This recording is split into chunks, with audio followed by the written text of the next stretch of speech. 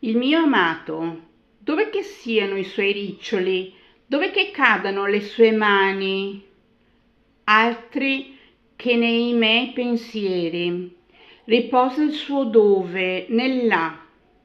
questo perpetuo rigirare e lampare, come iniziazione di cuore, involucro di abissi condivisi, per oltremare oltraggio sviluppato, acqua visibile che porti con sé l'aria di schiaffi,